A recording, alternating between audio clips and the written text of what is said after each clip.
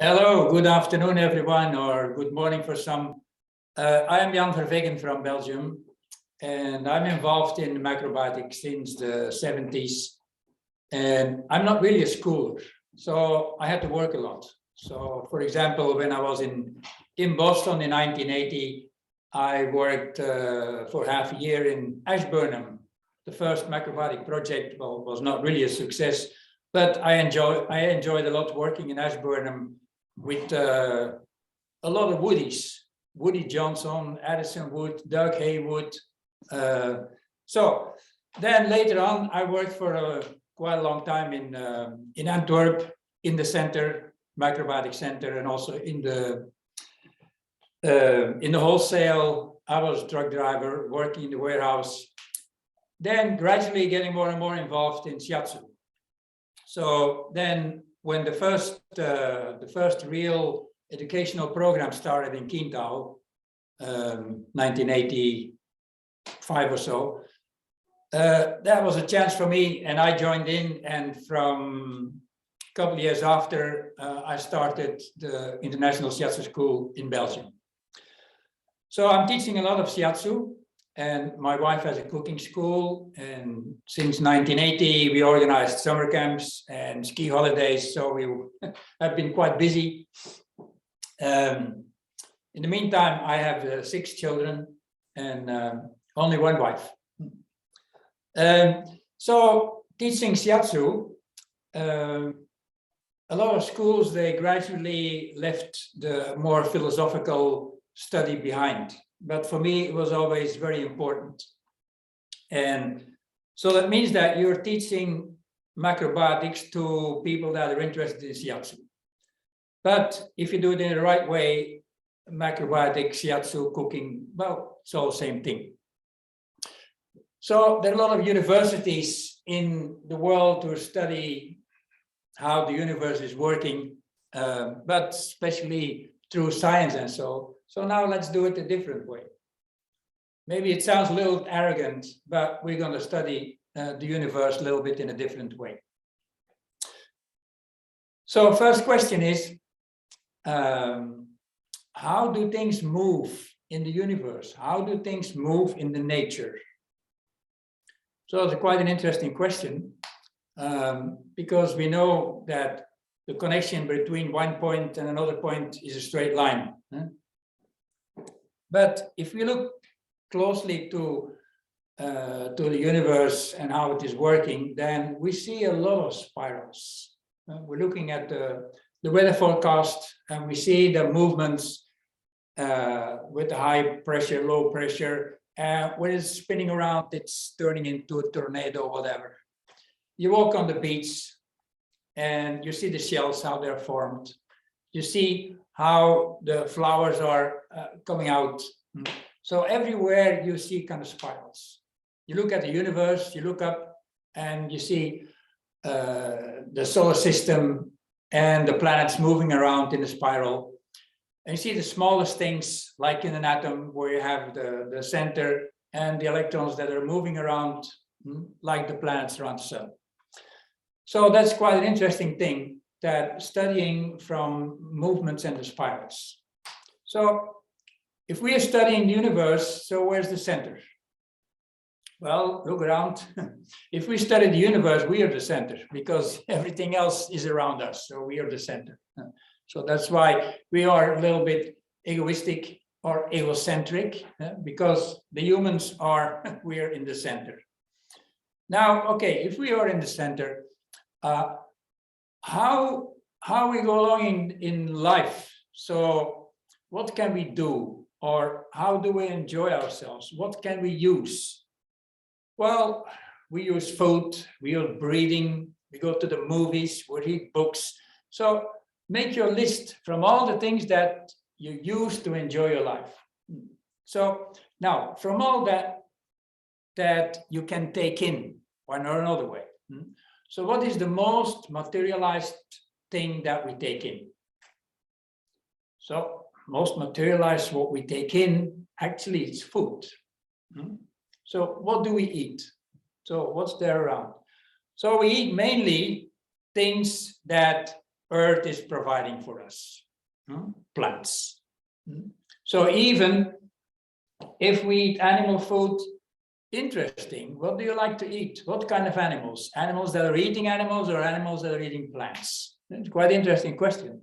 So if you're eating, mostly I think, what do you like, eating a rabbit or a cat? So, or a tiger or a deer. So mostly we're providing, well, choosing more animals that are eating plants, because this way we're much more closer to plant life. Anyway, that's a quite interesting discussion that we go into this afternoon with the biological evolution. But anyway, there is no animal life without plant life. So basically we need plants. Then those plants, what do they need to grow, to exist? Well, basically, they're taking in all kinds of things, but what is most materialized from what the plants are taking in? Well, they're taking sunlight, but much more condensed is the elements that they take in, and the heavy elements that they take in, like the minerals, and the lighter ones like the gases. So that are all the elements that are there, and plants are taking in elements as the most materialized form from what they use. If we study those elements, then we see that they have a center and they have electrons that are just moving around. Now in Geneva, they build a kind of tunnel from 25 kilometers under the ground, and they play with those things. They're shooting them around and they let them collide, whatever. That's quite interesting things. And what did they find out? Well, they find out that you can see those electrons with big microscope, but also they find out that sometimes the matter is not there anymore, but they discover a kind of vibration. So there's the world of, is it matter or is it vibration? So that's the whole, the new science of quantum physics, whatever. So if we move along, then we can call this kind of study, very complex study about matter, about energy. So we can call that the world of the pre-atoms. If we move on beyond that, then we are arriving in the world of vibration. And the world of vibration, so what's there in the world of vibration? Well, sound, well, you still need air for sound. So we go a little higher and then we see light. So light in the world of color, it's all the world of vibration. So there are a lot of different types of vibrations, but anyway, that's very interesting world. Then, if we continue, what do we need to have vibration? Well, vibration moves, but it moves from where to where?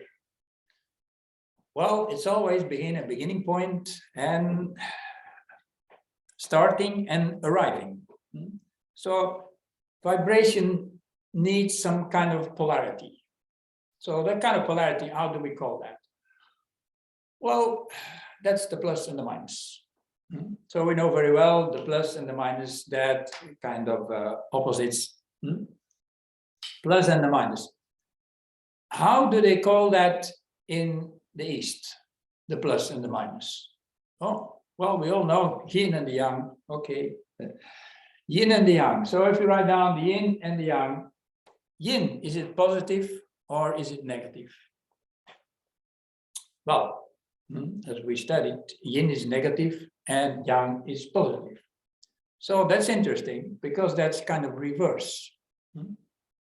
We say plus and the minus. We don't say minus and plus.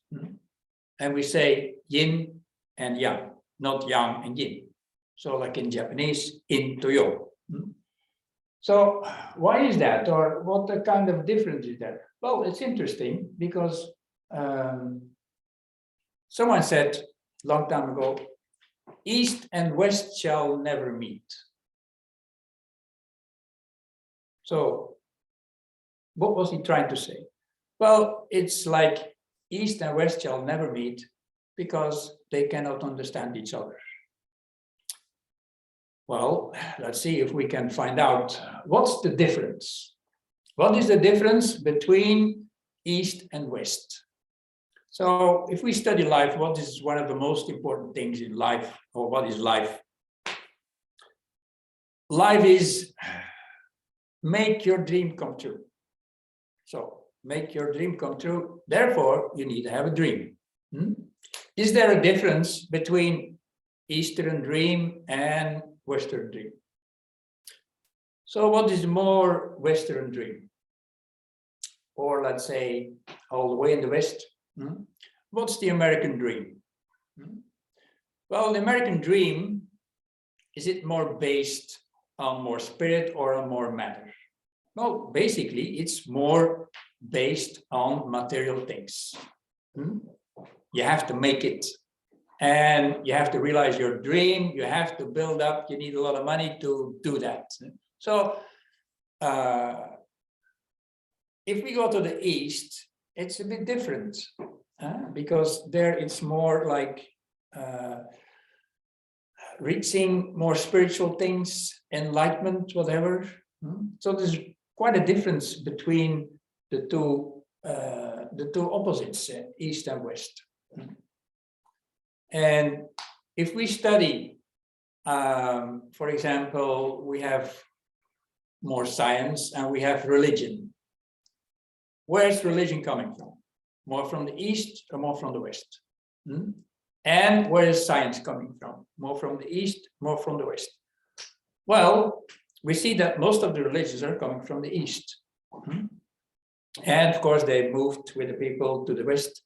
Now, it's very interesting. There is one religion in the States that actually it's a Western religion, or it's anyway, it's recognized as a religion. So what's that?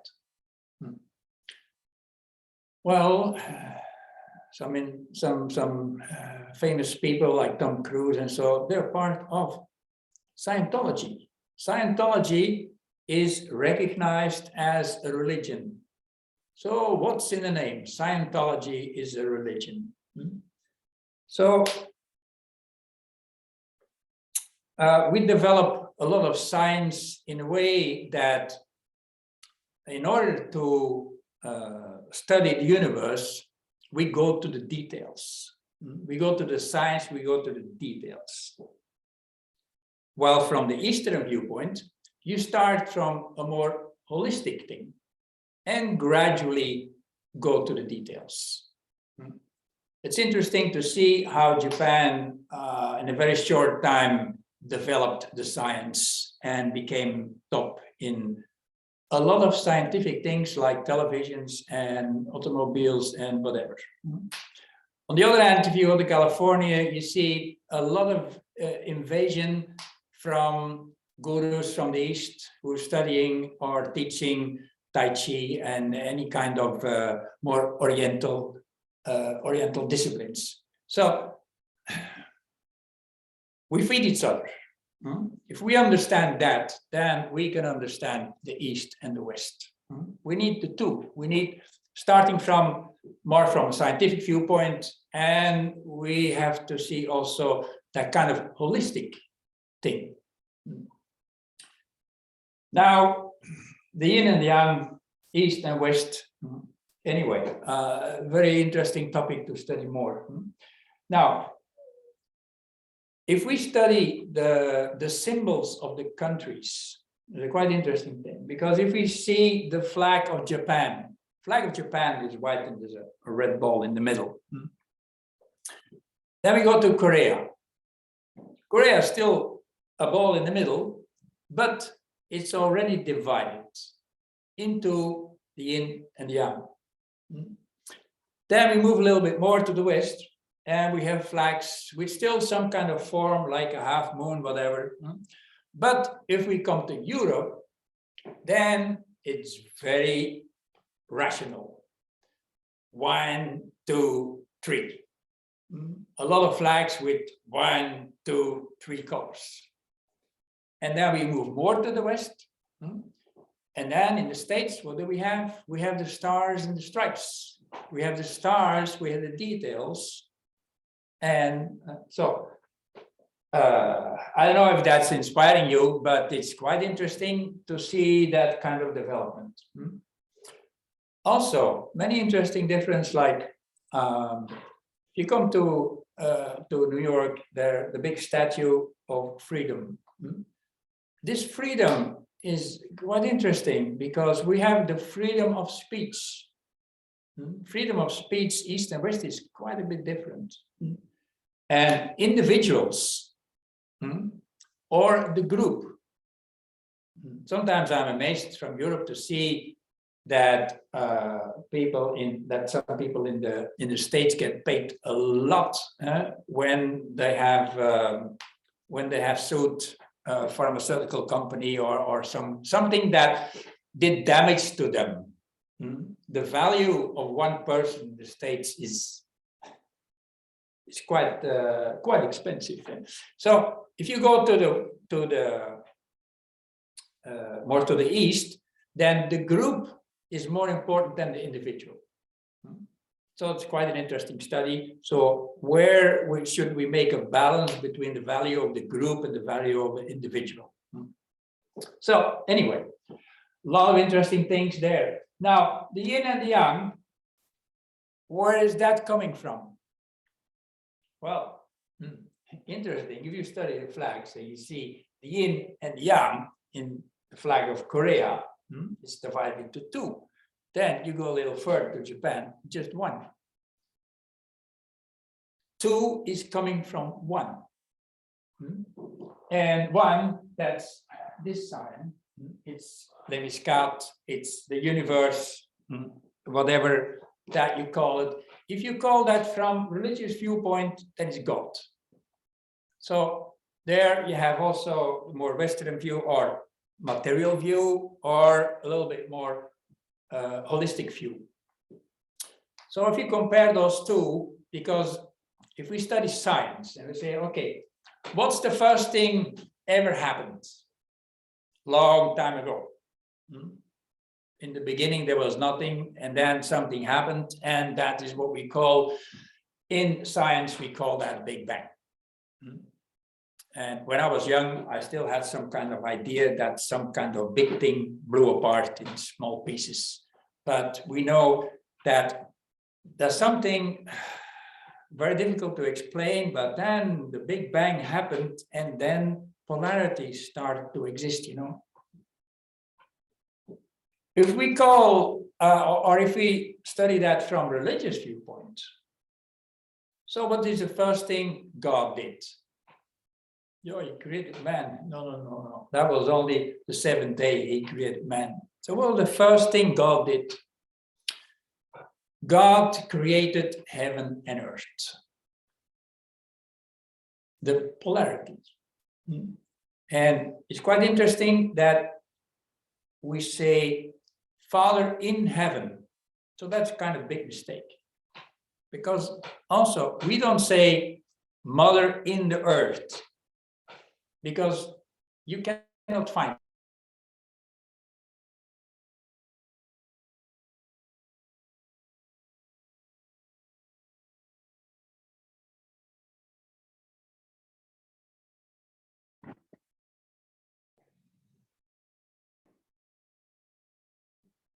Hello, yeah, and there we are again. I'm sorry for the small interruption.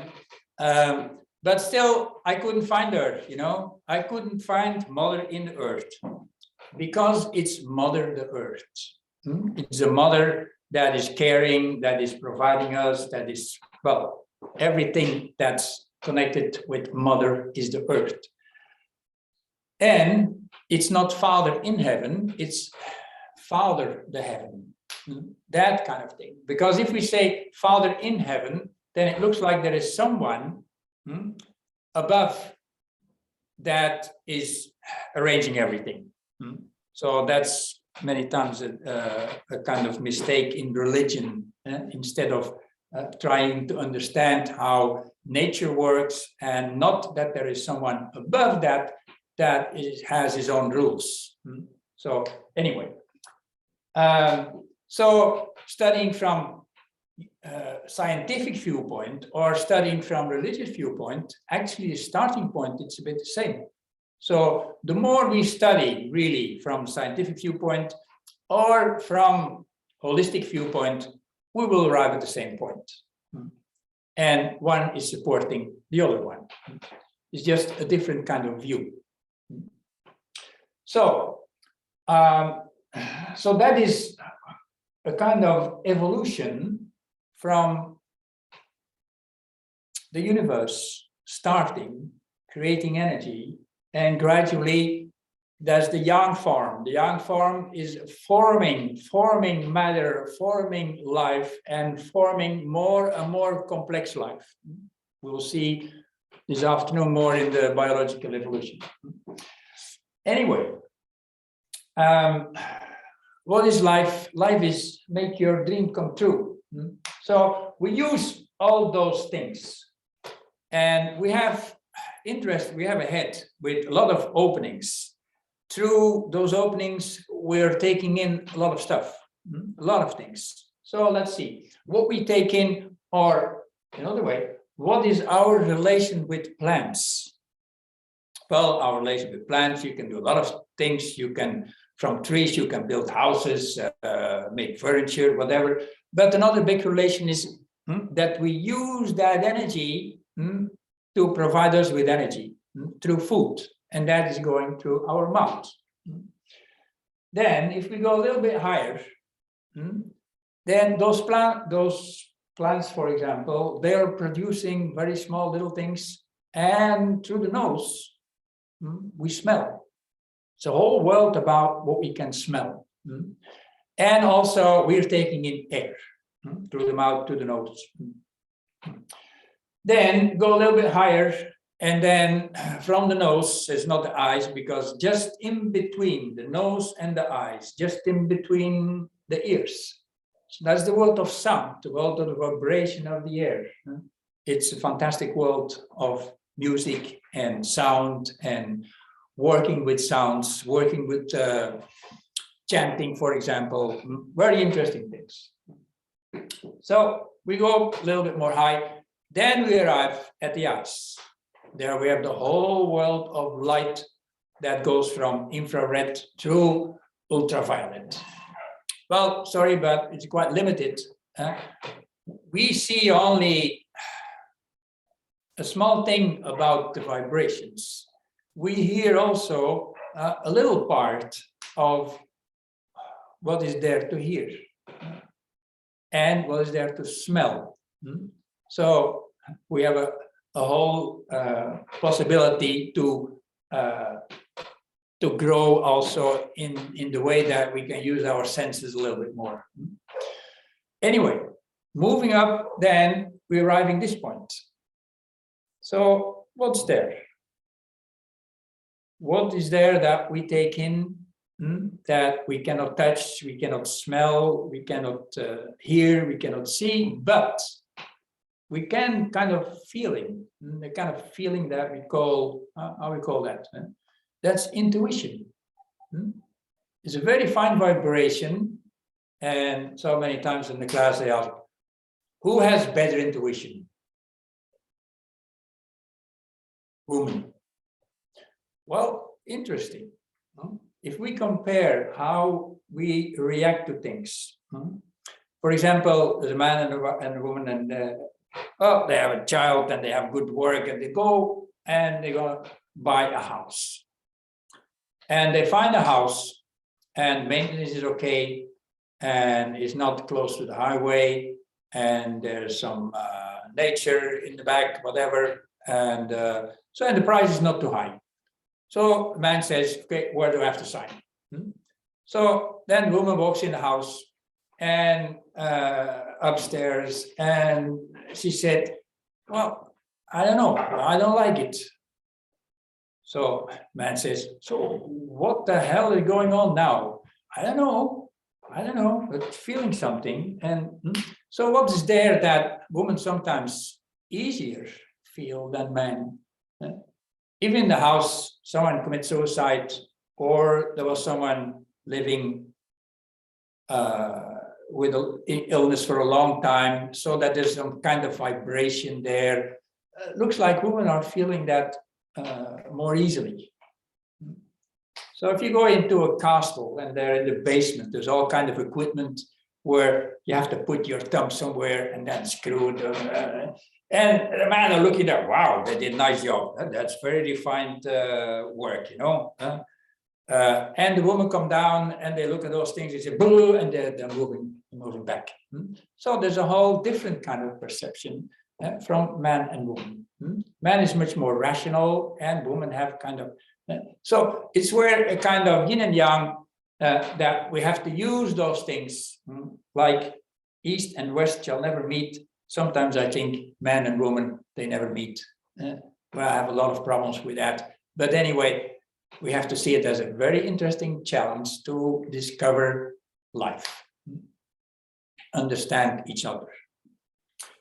All right, that's interesting. Moving on. Now, this relation, making the connection with the universe or with the big origin. How do we call that? Or what kind of technique do we use to connect us with the universe? Well, you can say it's like praying and it's like meditation. So what do we do when we connect with the universe? What do we do when we pray, we meditate? There's a poet in, I think in Holland, and he said, I am a god in the deepest of my thoughts.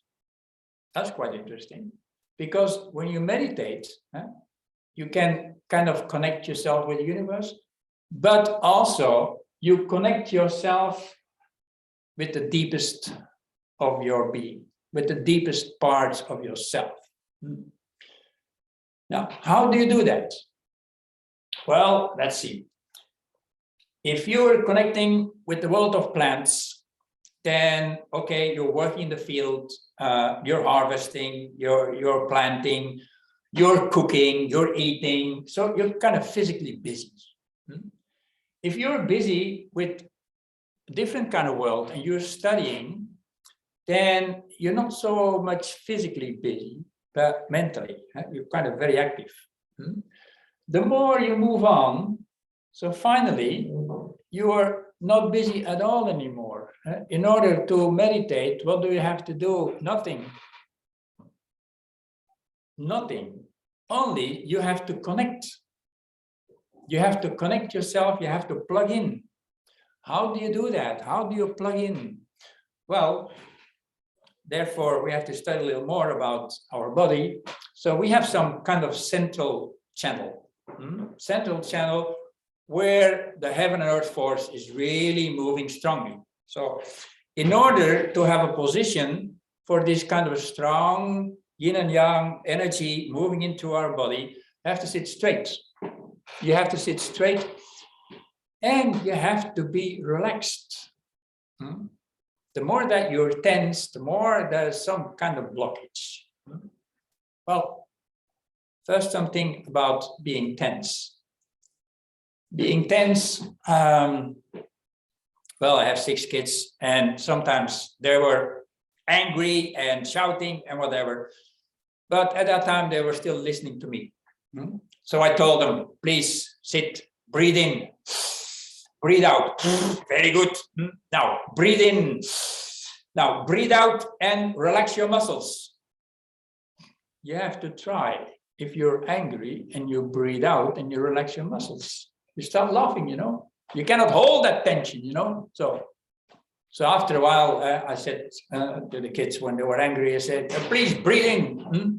And then they say, hey, Dad, like this. And then they start laughing again. So anyway, it's quite interesting to discover how much tension that we have in our body. So, okay, again, how to pray. So you have to sit. You have to sit well with kind of relaxed spine. And you close your eyes and you look slightly down. You can put your hands together or the thumb and the index finger, lung meridian and the large intestine meridian, and put on your lap. Anyway, sit comfortable. Then you do nothing. Okay, we're going to do that for a minute, 2 minutes. Just sit, make yourself comfortable. Now, observe your breathing.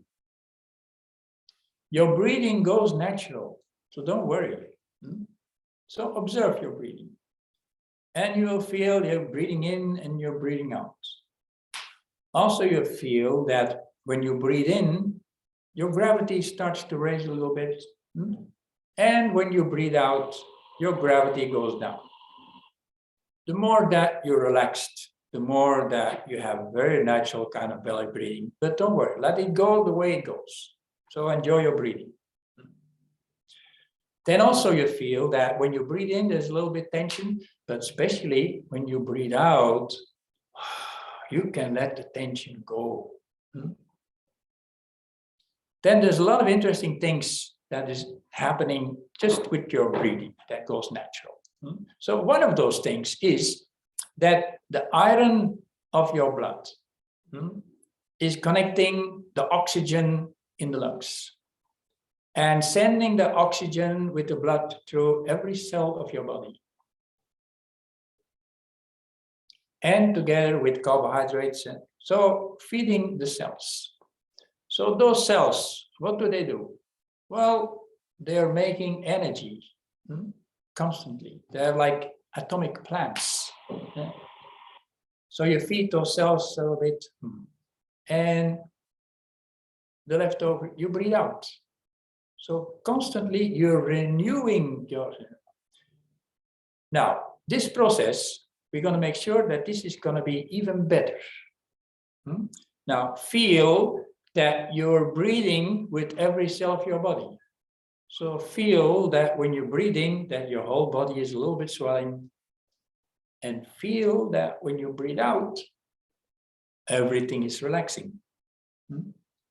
Don't do anything, only feel what's happening. And you will get more oxygen in your system. Observe and feel. Now feel if there is something in your body that's a little bit cold, a little bit tense, a little bit painful, or whatever. And then go to that spot and concentrate on that spot with your breathing. So let it swell, try to feel it. Let it swell and let it relax. Don't do anything, just feel.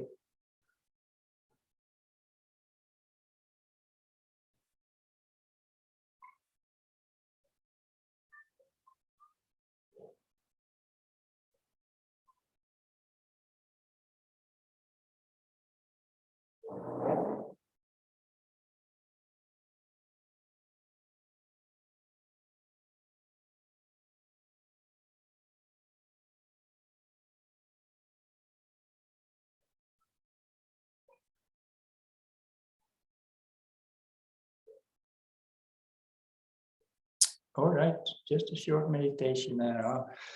Open your eyes and please come back. So this is for many people just a very interesting discovery. Just about a very simple meditation about your breathing and about to really relax your body. And also this is like the most essential part of healing. For example, when you have a frozen shoulder or whatever pain, and gradually you succeed that you start to feel that it is moving, breathing in, breathing out, you're kind of restoring, you're kind of healing it. It's a very powerful thing. So very simple. There's nothing magic at all about that. But maybe when you develop it, it becomes like a kind of magic. For example, the world of vibration. very important thing of vibration is sunlight, and the sunlight is radiation and a kind of infrared radiation. So we have in our aura also some kind of infrared radiation. So okay, then you start developing kind of palm healing. You have a frozen shoulder, you start to meditate and you put the hands on the shoulder. Wow, that warmth that radiation that you use in a way is amazing. So we have to go back to all the simple things. And whatever you studied in life, maybe you studied music, what you can do with music, it's amazing. How you can change the atmosphere. So then in the part of the restoring, like I was 1 year in Japan, and in the morning in the dojo, we did Makahanya.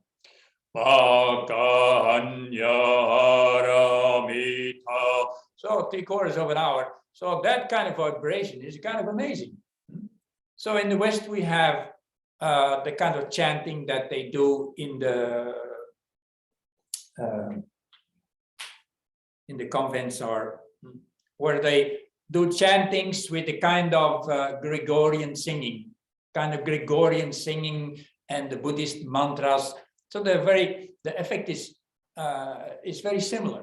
It's moving with the vibration, moving the energy. Very simple. If you open your mouth and ah, and the more you close your mouth is ah.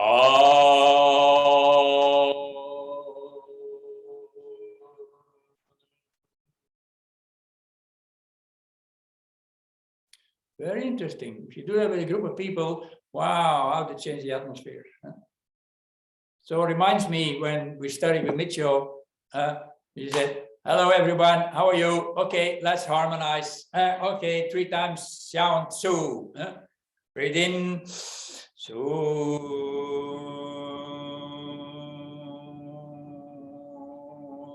And that created a nice harmonies, and now let's start studying. It was very nice. So now use your imagination to create your own philosophy with all those things and what you can do with it. There's a lot of things that you can do with that. All right, if there are questions, Jeanette, in between, can be quite interesting. Well, I wanted to ask you about, you mentioned about, we say yin and yang. Yeah. And we don't say minus and plus. Yeah. Or the opposite. Yeah. So did you have more to say about why they don't correlate? Well,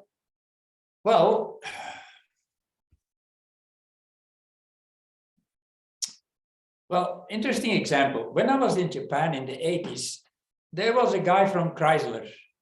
I think his name was Yakota or something like that. Yeah? So, and he came to visit Japan, and one of the topics was to ask the Japanese to reduce their production of cars, because they were getting in trouble in the States. Yeah? So one of the difficulties for the Japanese, what I heard, was that Chrysler was going bankrupt if they couldn't change, or anyway, they were in a bad state. But the president was very rich. So that contradiction, you can get very rich, but your company is getting bankrupt. The relation in Japan at that time was like they couldn't fire people. They couldn't fire people because they were part of the family. So that business model from changing, adapting, firing people, so that, how to say, the value of a person in a group compared to how we see that in the West was quite interesting. So there may be a lot more interesting things when we study those two those two different cultures, East and West, different viewpoints, and we have to see that a little bit more, like China, for example, and the West. We are promoting democracy, and we are trying to spread all over the world.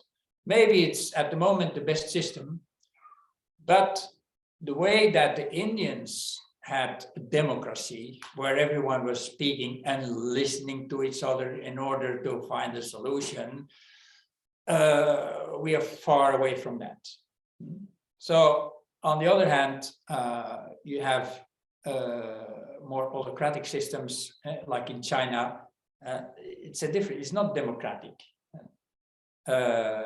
So if we don't respect each other, it's going to be very difficult. We have to respect each other and trying to communicate. Same thing with what's happening now in Ukraine. We have to respect each other. And of course, the way that Putin is going on, it's beyond everything, you know. So, but there's a difference in seeing the reality. And that is a very big point at the moment. How do we see reality? But basically, it's coming to the point, how is our health?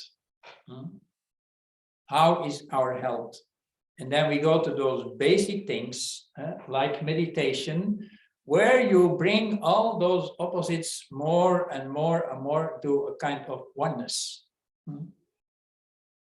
Anything you study on that, for example, in plants, one of the most important things for our food is carbohydrates, the minerals, protein, carbohydrates. And in the carbohydrates, you have the simple sugars and you have the complex sugars. How to create harmony? To chew well. What's the sign for peace in Japan? It's rice in the mouth. So if we practice that well, so it's amazing what it will do for yourself. In that sense, I always say, I want my students to become very big egoists.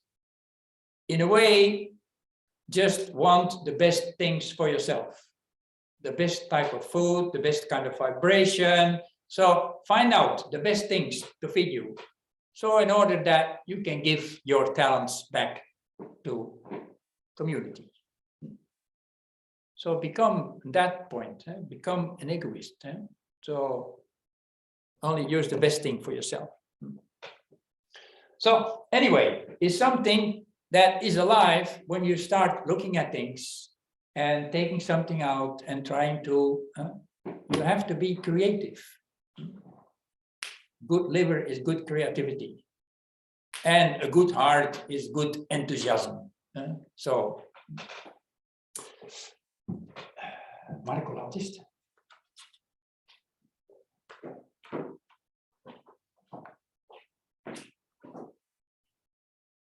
All right, any questions?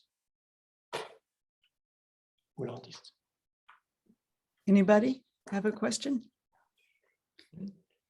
Okay. Okay. Okay.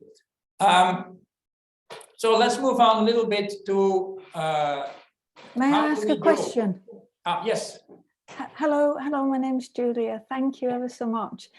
My question actually, I wondered if I'd missed a part earlier. I think you were going to talk about Hara, the concept of, or the, more understanding about that.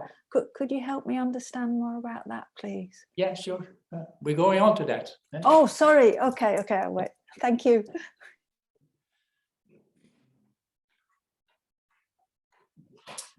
All right. Now, if we study how we grow, then it started with the conception. It started with egg and sperm. So, egg and sperm. In the waarom moet ik noemen dan? So in the belly of the mother start to grow, but this egg has or gets information from the outside. So the outside, all kinds of information.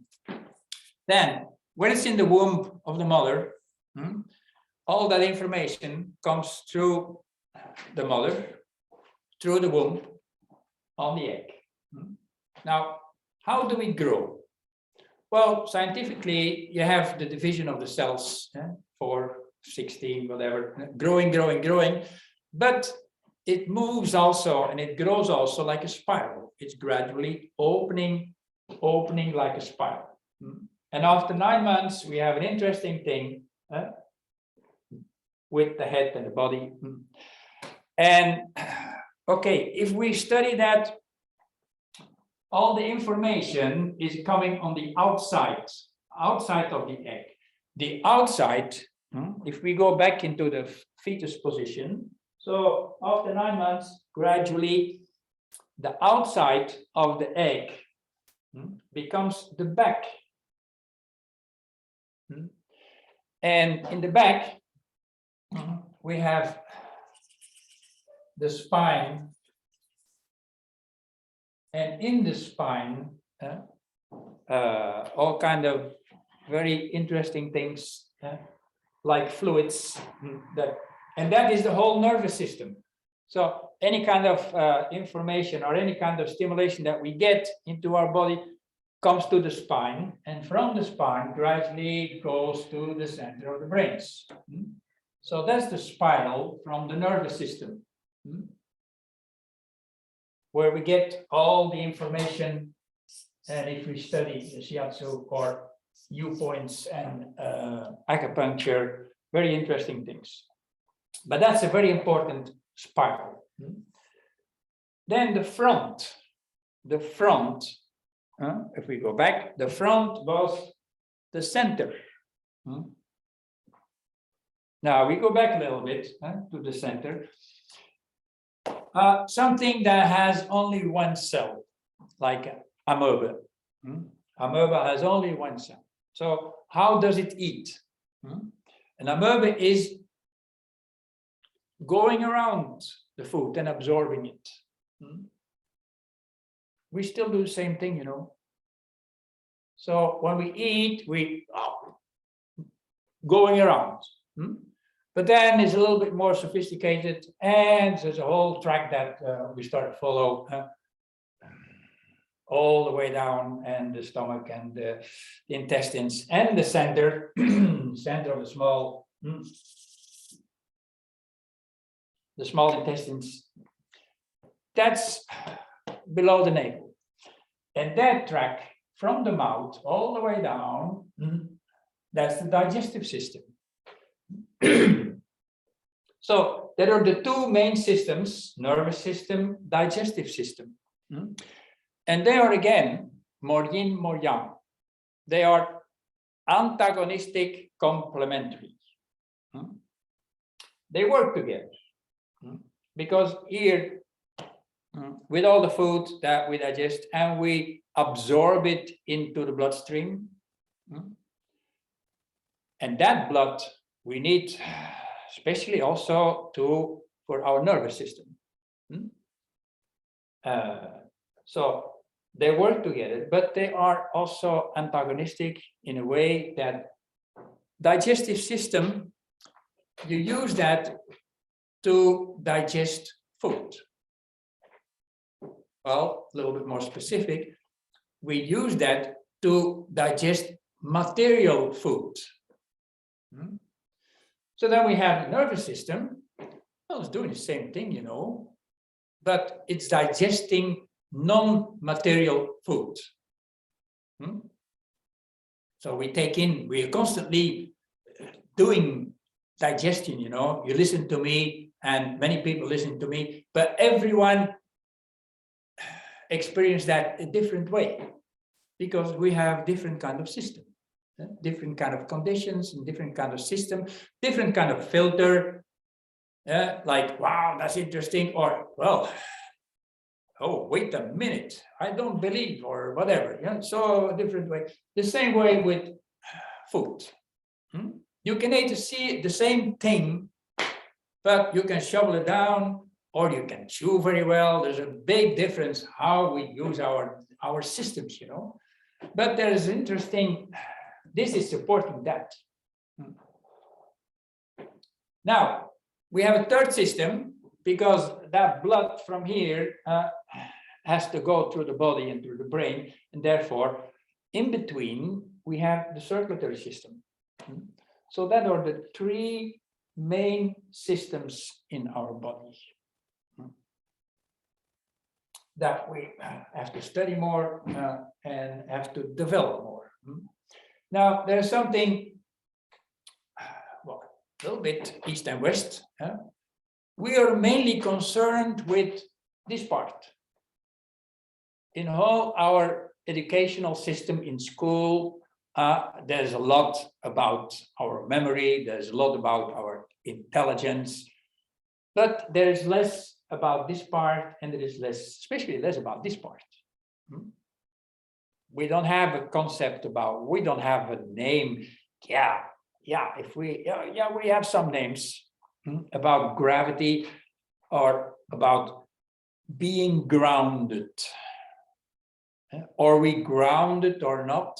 Are we grounded or not?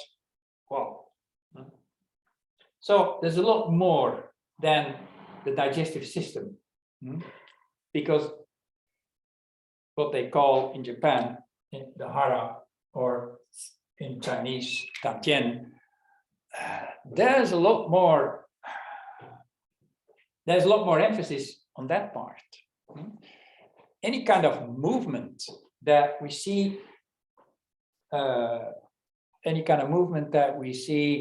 that's coming from the Orient is like, for example, Tai Chi.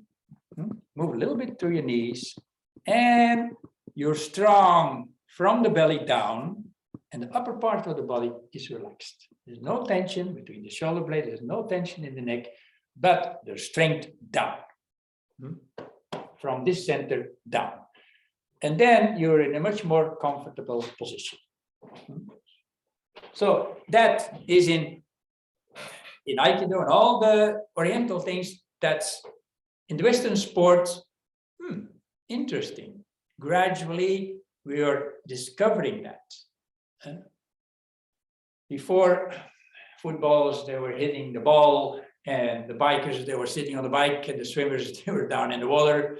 And now, more and more, everyone paying much more attention to food, paying much more attention to breathing, paying much more attention to yoga, whatever. So there's a very interesting evolution. So this is a center of your digestive system, and that's the center of your breathing, what you just discovered with a small meditation. And it's the center of your gravity. So meditation, like we did, but some people are not ready yet, or it's too difficult. It's too difficult to sit quietly, concentrate on your breathing, because they get nervous, they get irritated to sit still like that. Okay, then you shift over from the breathing to breathing with movement.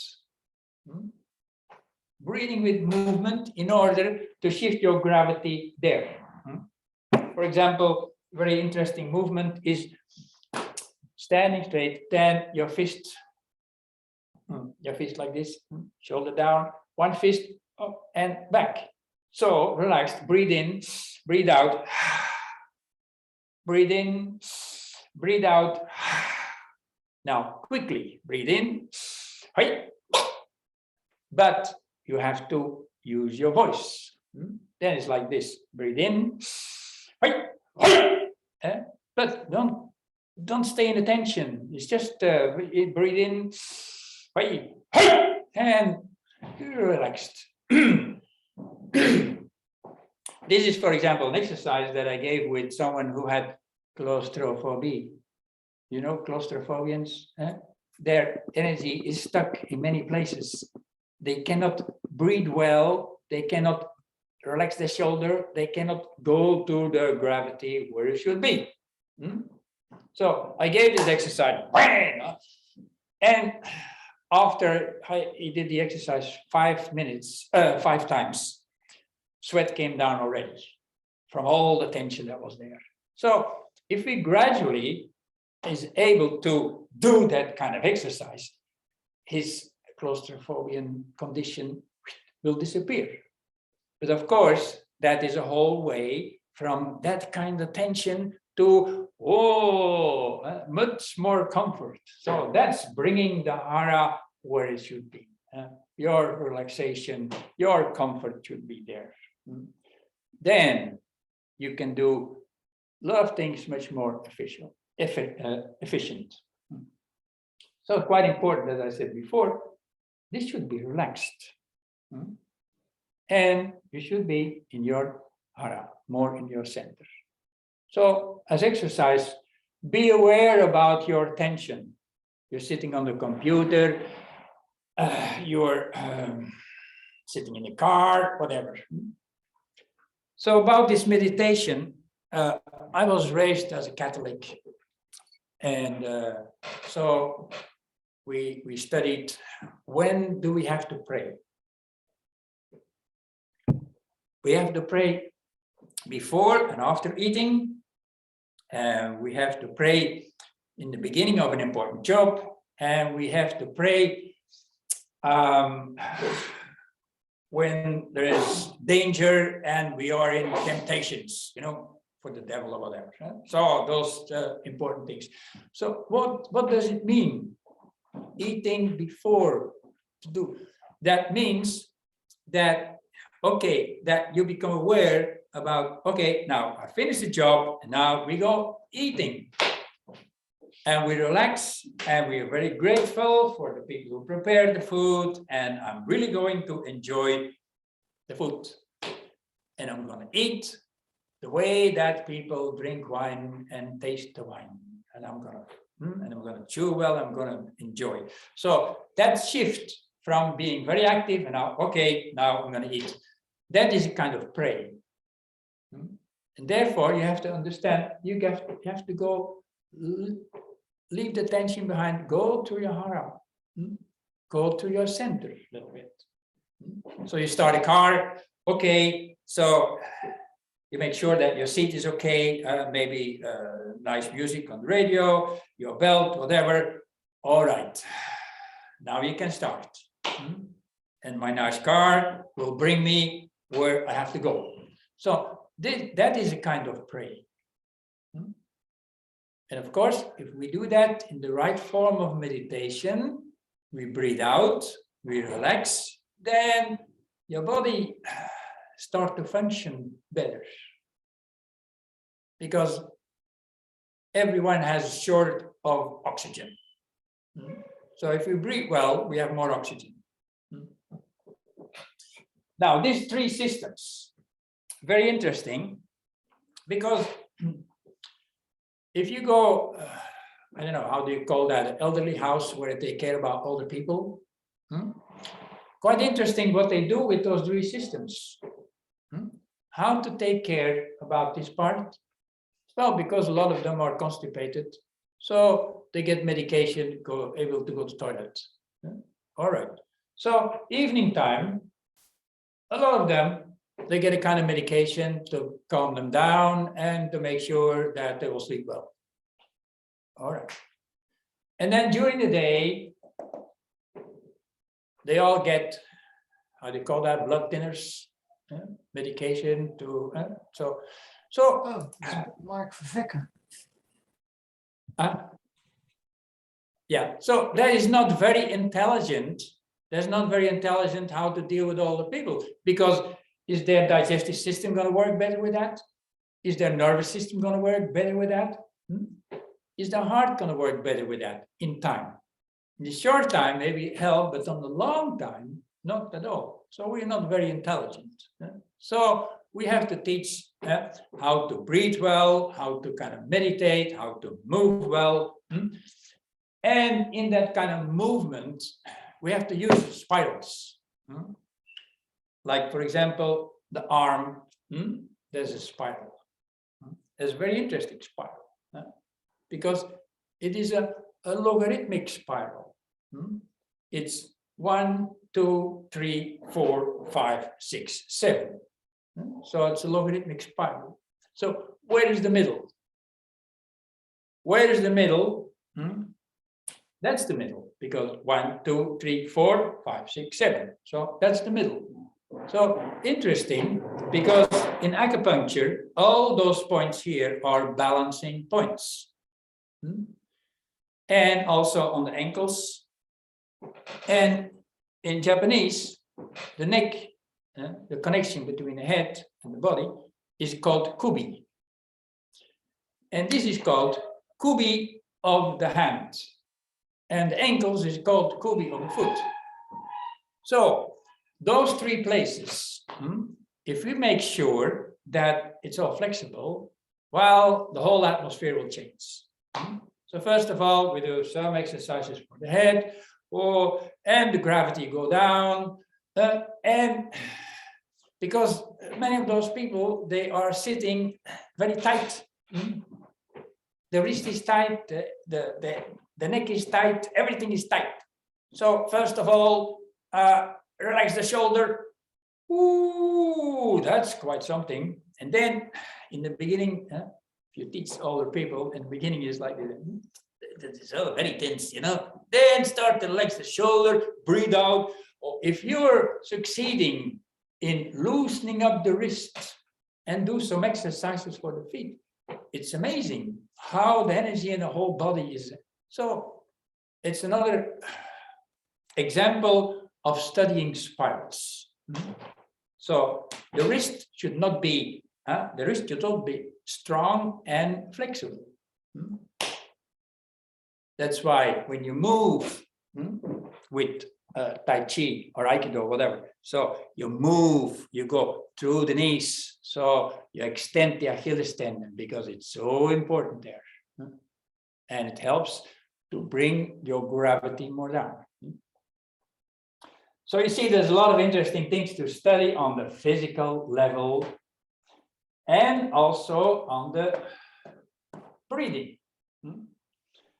Because in order to get in your center, what do? Breathing in or out? Well, if you're born, how does a baby breathe? In or out? Of course, he's breathing in and he's breathing out. But it's very powerful. Wow, that's amazing and long, and then breathing in very short and back again. Wow, it's so powerful that you cannot win from it. So what is the baby doing? The baby is making sure that this part gets strong. If a baby is crying like has no center, wow, oh, that is very good. Put your hand on the belly of a baby, and you will feel it's very powerful, very strong. So, in order to get the energy in our system, we have to get to the Hara, and therefore we have to breathe out. Breathe out, it's so comfortable. Wow, let it go. Okay, all kind of exercises to breathe out. Now, you're born, you get your energy in your body by making your Hara strong. Then, how do you breathe when you're gonna die? You're born, you're gonna die. That's another thing, being born and dying. Interesting. How do we die? How do you breathe when you die? Okay, we'll study the chakras later on, but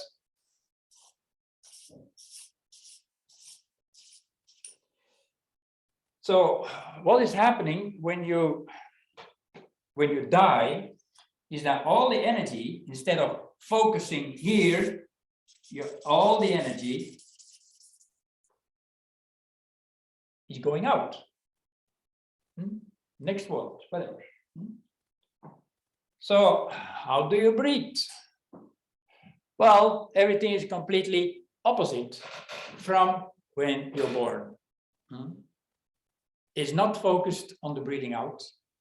It's focused on the breathing in. You have to go out. And your eyes are not down, like getting focused. Your eyes are getting up. It's like someone who is dying, eyes are going up, And there's no holding of energy together. It's open. And you breathe in all the way up and let go down. The focus is on the breathing in. Breathing out, let go. So let's practice. Just 5-6 times. Very interesting to feel what it does with just a different way of breathing. So you sit relaxed, your eyes are a little bit up, and you breathe in all the way up, and let go, breathe out. Okay, breathe in, up, let go.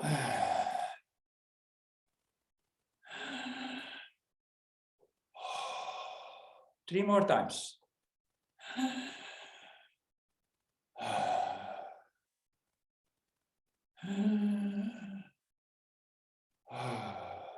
One more.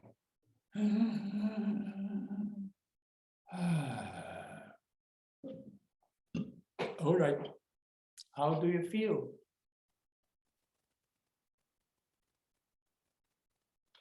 Dizzy. Tired. Lighter, a bit dizzy. Maybe you get a little bit high, very easy, very cheap.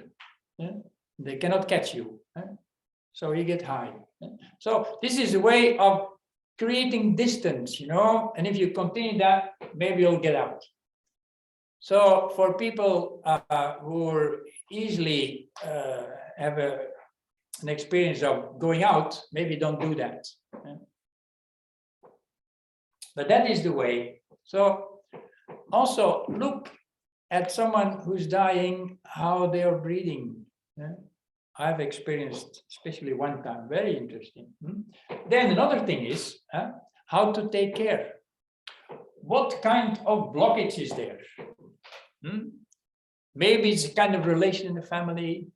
Maybe it's about his testament, his will, or different things, or maybe he still wants to see someone or whatever. So it's creating sensitivity for what kind of need is there that we have to find a solution in order to go. And if you can go like that, after you're 90 years old or 85, whatever, and you had a very interesting life, and the family is there, this is a nice death.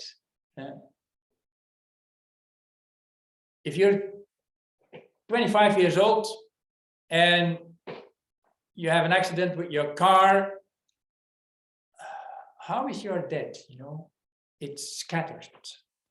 So that's why in the cultures we have a period of mourning.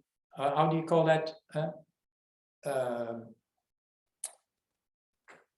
There's a certain period to take care of in order to support that. If someone 85, 90 years old, it's nice. I like to go to funerals, I said, because my aunts and my uncles, they were very old, and then the family is coming together. It's a very nice feeling. But when you have to go to a funeral from someone who's 25 years old and he had a car accident, that's very confusing, because how to deal with that, how to support that happening. So it's all about energy, So, but supporting into, and that kind of breathing is so interesting because you don't need anything, And what is the attitude, or how do you feel when you do meditation? So basically, you should have a feeling of gratitude. And if you don't know why, then especially because the air is still free. You don't have to pay for it. So anyway, everything you got until now, you got actually kind of for free. Well, some things you worked for it, but a lot of stuff you got, you got for free. So we need to have gratitude and then respect for your system. And then, okay, with everything, okay, you deal with it. Make your dream come true. So let's go a little bit more into the construction of the chakras. So we have a question about the yin and yang of sleep, about how can we use our understanding of yin and yang to improve our ability to sleep and rest. Our ability to sleep, well, it's one of those basic things that is being active and resting or restoring. So we're very active during the day, and at night we are loading up our chakras, loading up our energy again. So in the morning, okay, can start again. So that's a natural thing. If we cannot sleep well, then it's basically because we cannot let the tension go.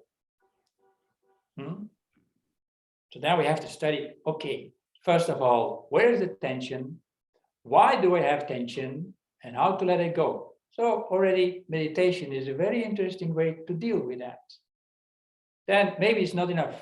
Do exercises, whatever. Another interesting thing, because I'm shiatsu teacher, is giving good shiatsu treatment. Because if you give a shiatsu treatment, it's based on understanding of meridians of energy, and it's understanding about those basic things, tension and relaxation. Tension and relaxation, it all has to do with our autonomic nervous system. It's a very interesting thing, our autonomic nervous system. Our autonomic nervous system is our heart, the lungs, peristaltic movement. There's so many things in our body that constantly are working very efficiently. It's amazing how intelligent our body is. But then gradually we come to a kind of condition that we're still active, but we cannot deeply relax enough. And then gradually we're in a constant state of tension, stress. And if that is a long time going on, then we go to burnout and we go all those kind of things that our energy is not working enough anymore. So it's really amazing how important macrobiotics or this kind of study is to start knowing ourselves and how we can deal with it. So therefore, we have a completely different kind of view on that.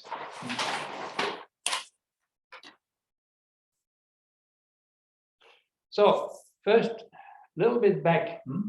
This is materialization. This is dematerialization. It's very interesting because what is happening when a plant is dying?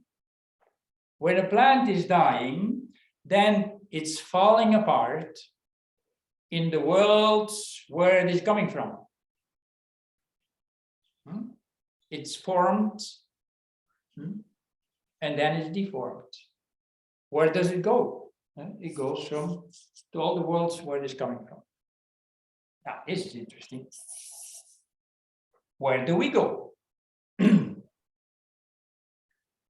Well, some part go back to the earth, start to smell, whatever. And some part, as I said before, or some parts going up. Next world, we say. What kind of world? Yeah, we have a lot of choice, We'll go to heaven, can go to hell, can go to something in between. Or the Indians, they go to the hunting grounds, or there's so many interesting ideas where we can go to.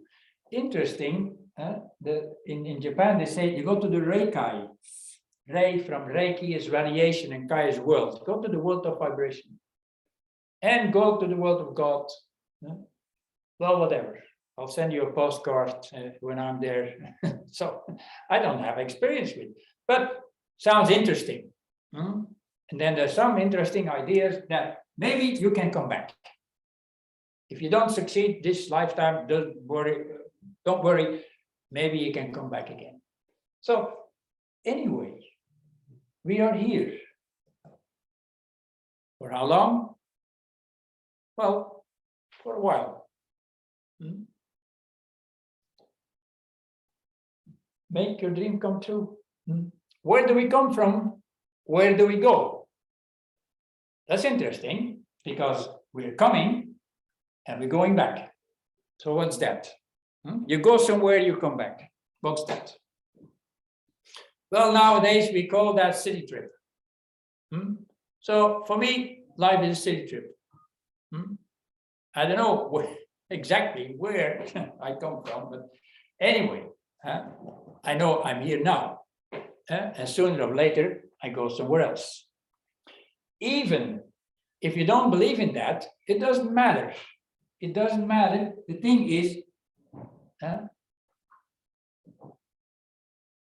what you're going to do, make your dream come true. And therefore, it's interesting to discover what is your dream, what are your capacities, how are you going to enjoy your life. And everyone has some kind of capacities, and everyone has some kind of adventures, all different. And how that is coming through, I don't know. But anyway, that is part. So now studying and finding out how we can improve our life and how we can realize our dream. So therefore, therefore we need to understand or having a different view, because we know so much about the body. All the study of anatomy, physiology, I don't know. It's difficult to understand, but it does not really help, you know. It does not really help us to improve. The biggest studies that are done now, or the biggest industry, like the pharmaceutical industry, they're making medications. They're not so interested in our health or how we can improve our health. So that's why maybe it's necessary, some parts, whatever, but there's another part that's much more necessary. That is how we can improve our system, how we can improve our immune system in these days. Therefore, we have to understand our body, our system a little bit more. How do we grow? How do we grow?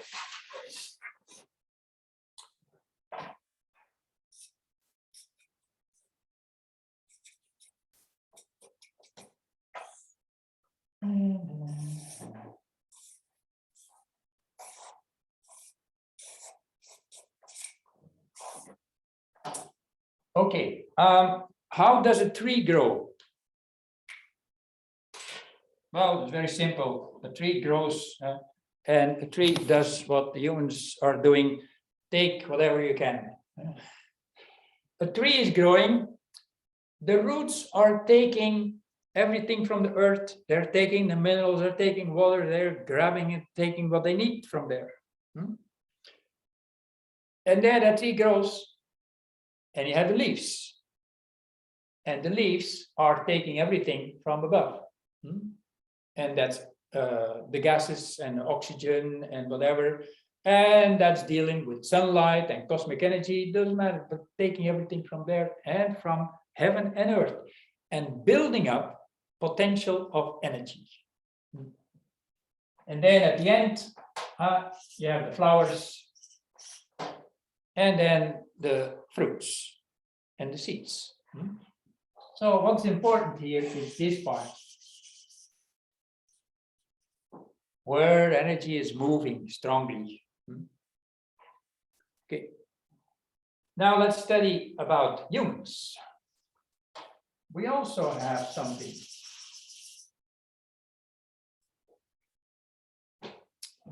Central system, the central part where heaven and earth's energy is moving strongly.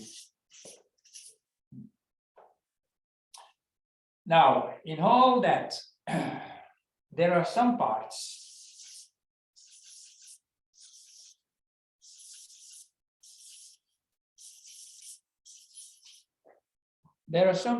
where the energy is much more strong, much more strongly concentrated.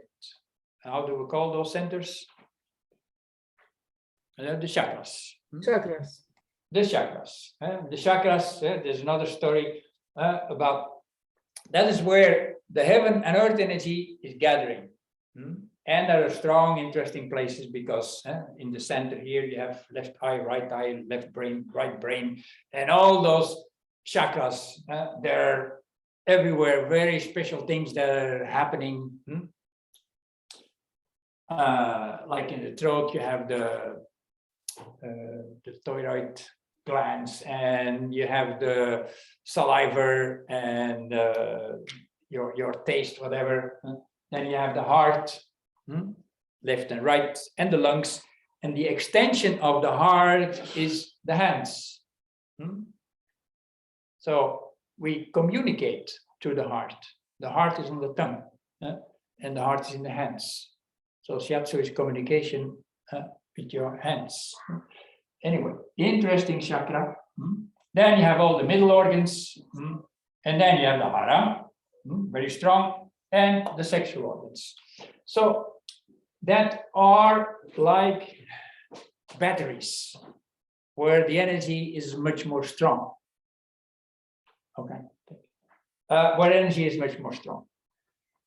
So then from there, from the chakras and from the organs that are connected with that, so we have branches. It's like a tree grows and you have big branches and gradually smaller and smaller and smaller, and you have the leaves. Now, those branches, that is what we call the meridians. You have the meridian of the heart, meridian of the bladder, meridian of the liver, of the so all kind of interesting branches. Now, those branches, those main meridians, they are dividing smaller and smaller and smaller and smaller and smaller, and gradually arriving in every cell of our system. Well, if we understand that, that if you have a healthy body and you have a good idea, then that idea goes to the main center, goes to the chakras, goes to the meridians, goes through every cell of your body. So if you have a good idea, then you are inspired. Or in German, you're begeistert, or whatever. So we have words about the spirit, about the energy that is. So then you do what you like to do. You make your dream come true. But, so that is where the stagnation comes. You have an idea, you want to do things like, but I have no money, but my wife is not agreeing with that, but I have no car, but this, but they're all kind of buts in a way. So we have to kind of remove the buts. And of course, if you have a good idea, maybe you cannot realize it right away. Maybe it takes 10 years, maybe 20 years, whatever. But we have to use our system to make your dream come true. Then, those cells, what do they need? They need food. Very interesting. So, what kind of food? Well, you can eat a lot of meat, or maybe you're vegetarian. You eat everything cooked. You eat everything raw. You eat only organic bananas, whatever. So this has an effect on the quality of the cells, on the quality of the meridians, on the quality of the organs, and on the quality, or it is influencing, this condition is influencing our way of thinking and our way of whatever is happening from here. So that's quite interesting. The ideas are influencing us, the food is influencing us. So that's the study. What kind of food is good for what kind of? And the same with ideas. What kind of things are influencing us? What kind of study do we do? So then I say with shiatsu is okay. With shiatsu, we have 1 hour, more or less, to make sure that this is in balance, so that you feel refreshed after the treatment. Say, wow, great. Now, how do we grow? If I ask you, how does a tree grow? Of course, it goes up and it goes down. But a tree, is that more a product from earth or from heaven? Then, well, many people say, well, it kind of is more growing up and is kind of more product of the earth. All right, now, how do we grow? Up or down? Okay, let's find out.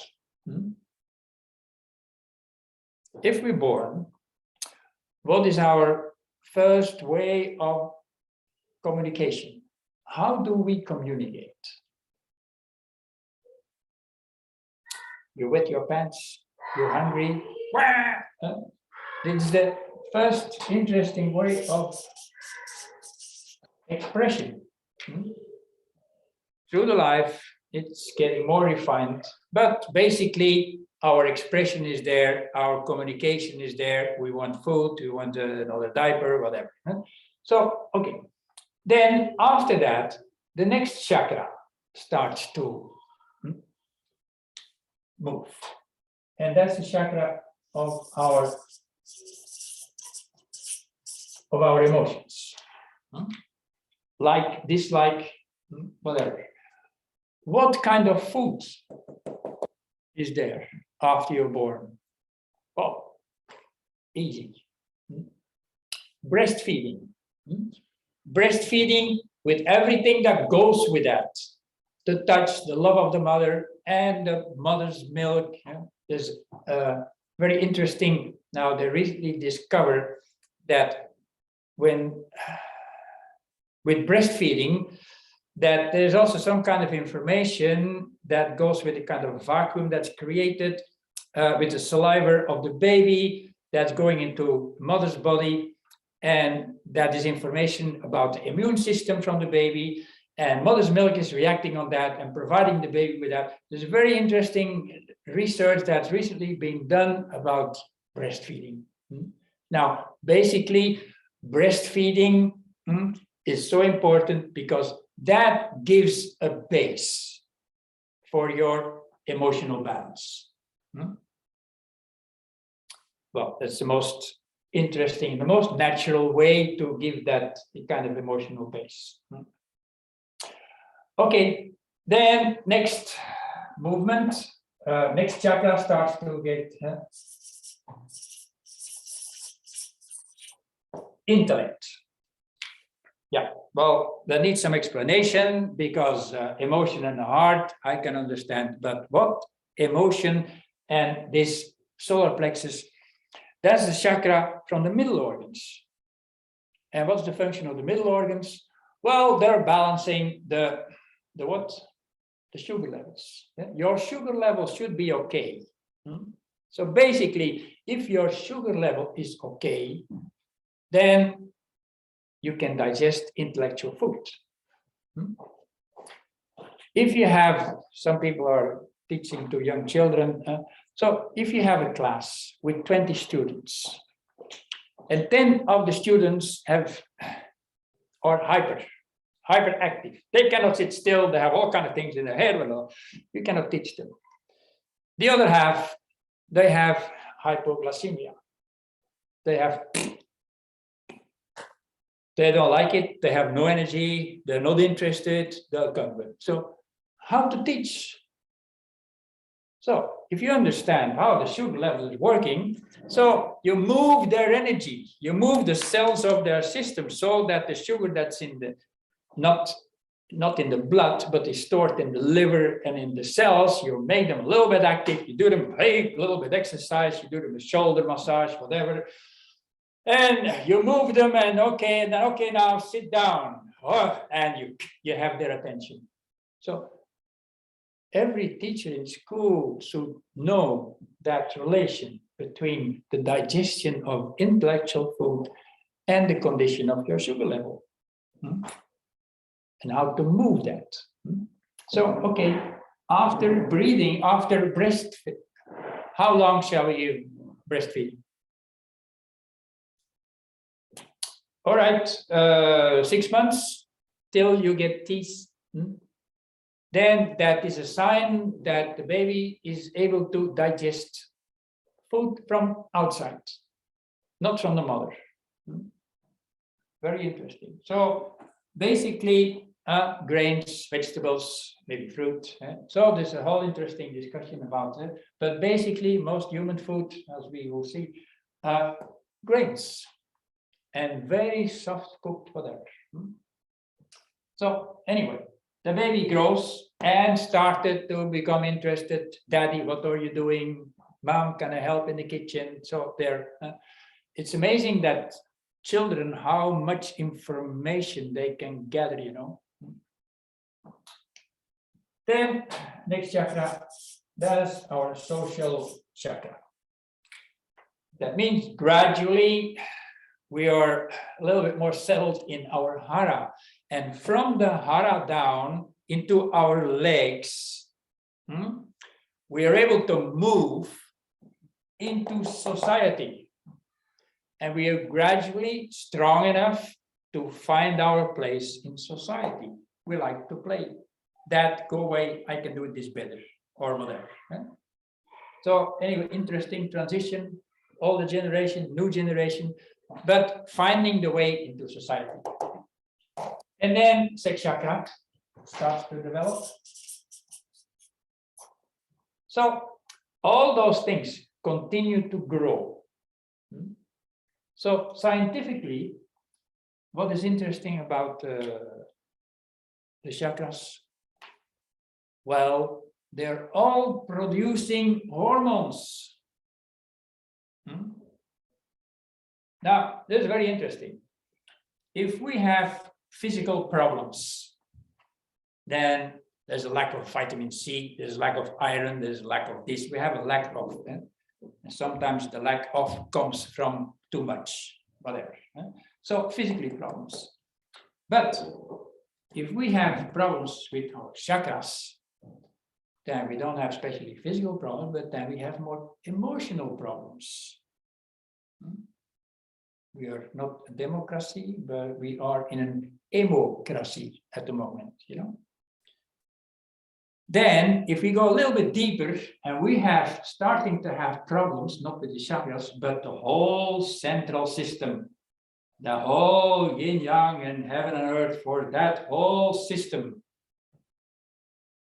then I don't know if that's the right expression in English, but in Dutch it sounds like losing the north.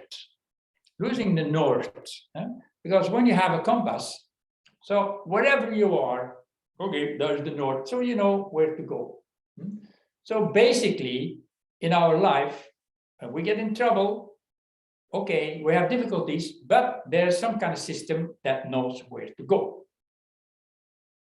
Now, we have physical problems, we have emotional problems, we have hormone problems, and more, we have problems with finding where to go. Where do we come from? Where do we go? What's the sense? What's the reason? We have a lot of problems in order to direct our life. So the basic thing, make your dream come true. Yes, but there's a lot of problems. Where is the dream and whatever, you know? So we have a lot of interesting things to solve.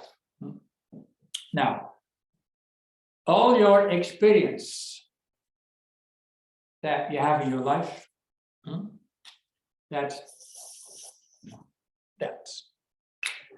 why we grow old and wise. We have a lot of experience, so we have a lot of wisdom. What's the third chakra? That final chakra. Well, that has to do with your total condition, because this is your antenna. What kind of information that you're aiming for? That depends on your condition. If your condition is getting more and more refined, you're aiming for a different kind of information.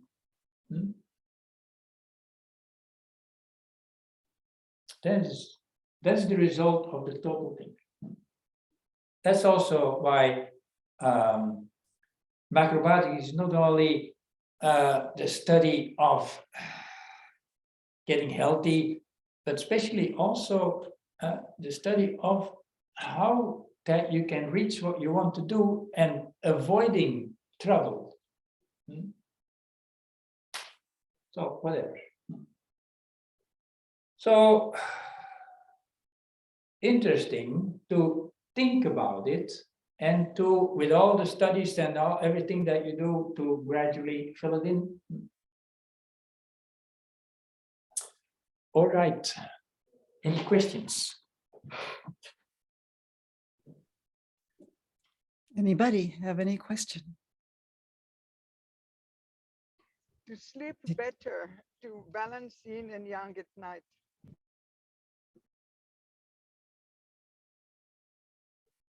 Can you repeat that? To sleep better, to balance yin and yang at night. So I asked your question, Nava, about sleeping better, balancing yin and yang. Yeah. Well, kind of meditation. Now, if you study very interesting book from Michio about Doin, and there's a session about morning exercise to loosen up all the joints, but there's also a session about evening exercise. There's one very special exercise that is like when you're push-ups, push-ups. So you lay down, you push up, but you stay in that position with your elbows bended. You stay in that position as long as you can. And if you cannot hold it anymore, it's amazing how much you can relax then. So study that book about Doin from Michio. The best way to relax is that you have to tense your body to the maximum. And by doing push-ups and just pushing up, bending your elbows, everything in a straight line, and stay as long as you can. There, so many muscles are there that are really getting tense. And then you relax. It's amazing. So basically, in order to sleep, be active physically. Work in the garden, work in the nature, do something outside physically. It will really help you to relax. And this special exercise, try that. It's amazing.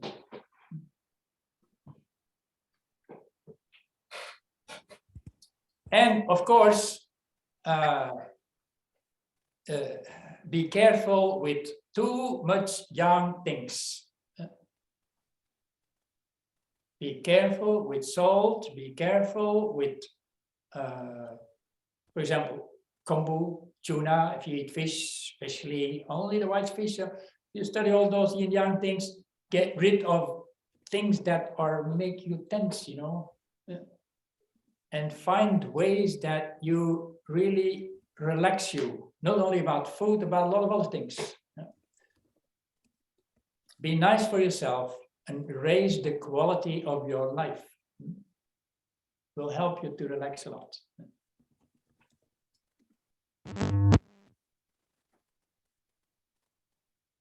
Very good.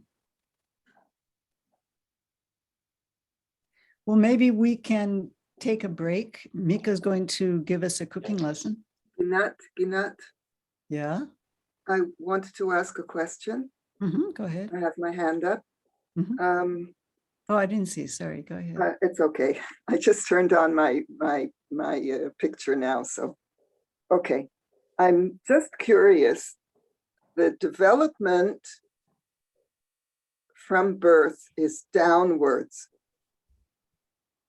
And then, according to Mark's explanation, Jan. the development is up. It is on the top, the wisdom of old age and the insights, etc. Suddenly, after going down all the time, is this a jump up, or does it go up through something in the back, like the way we raise our back as we hope to stay tall till we get old? What is this jump from the bottom to the top? In other words, it's like a jump from sex to wisdom. That's what it looks like. And I'm just curious how that jump occurs. Well, that's a very difficult question. I imagine. I'm just curious. Well, we grow in a way, we grow down in a way that also the expressions that we have in our life is like being grounded. Or he's saying he's still with his head, we still is with his head in the clouds. We should be on earth. That's it. Most important thing is your activity now and here.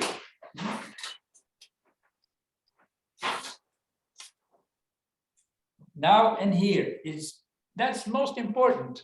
So what's coming after life at the moment, that's not so important. So we don't have to think about that. If you live in the moment and you make the maximum quality now, maximum quality of your life, then you will have the maximum quality afterwards also. So all those studies, well, kind of study is okay now. So I don't know if that's a jump, because this is constantly growing. We are constantly having more and more experience and everything. So the more active that we are on all those levels, the more we'll enjoy life. So now it's rather, where is my problem? And how we're going to solve that in order to feel more happy. So this afternoon we go a little bit more into that. What kind of exercises or what kind of food is good for this? What kind of food is good for that? Food and exercises. Okay. So, for example, we learn to get more in your Hara, you have to breathe out. Get strong, breathe out. How to die, you have to breathe in. What about the heart? It's not about down, it's not about up, it's about harmony. It's about harmony, it's about love. And therefore, you're breathing in, you're breathing out. So that kind of exercise. Okay, thank you. Thank you. We have another request from Carol, another question. I just would like to ask if Nava is still with us. Nava, are you still here with us? Carol's question, she's asking that you mentioned a relationship between the liver and creativity. Yeah. And with us being in the spring season. So how can we lift our liver energy? How to lift your liver energy? Well, liver energy, liver gallbladder is the springtime energy, is the wood energy. The expression of the wood energy is, well, if it's in a bad way, it's shouting. You kind of tension, and you're talking to me. That's kind of liver expression. Yeah? So if you're more patient, that's the good quality of the liver. If the liver is okay, then you have a good creativity, because the springtime is full of creativity. Now, who is very creative? Yeah, artistic people, you know. If your liver is getting tight, so that you get a bit frustrated because you cannot express what you want, you know, so that kind of. So then people go to something that is helping to release that kind of tension. And sometimes too extreme. So then you go to alcohol or drugs. So a lot of artists that are kind of frustrated, they cannot develop, or they cannot do what they want to do, can't get it out. They go on drugs, they go on alcohol, and then you have their green period, the red period. That's liver expression. That's liver art, I call that. Real art is very different kind of expression. So if you get this kind of feeling that this is obstruction, that's liver.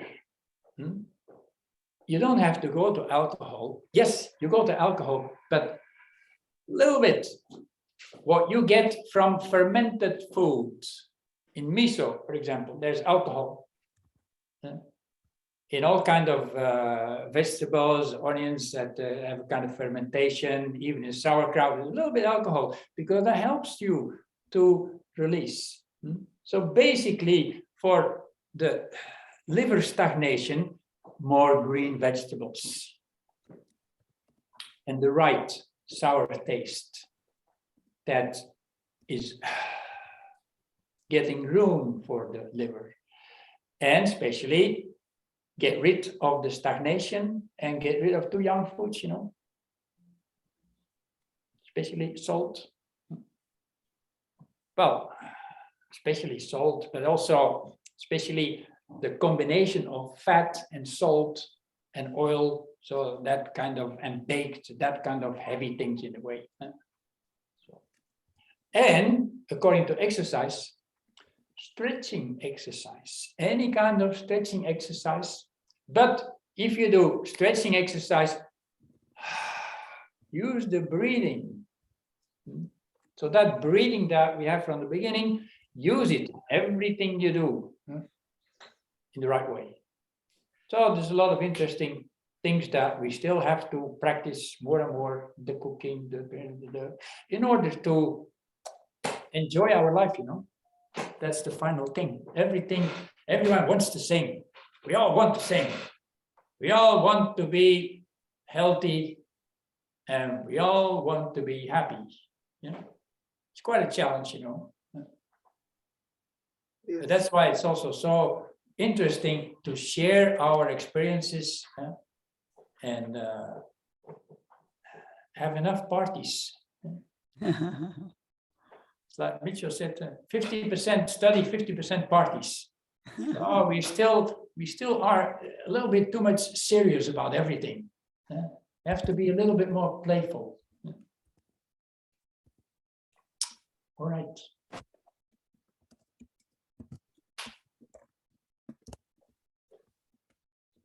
So shall we take a break? Yes. Come back Thank you in. so much. Thank you. It was fantastic. It was excellent.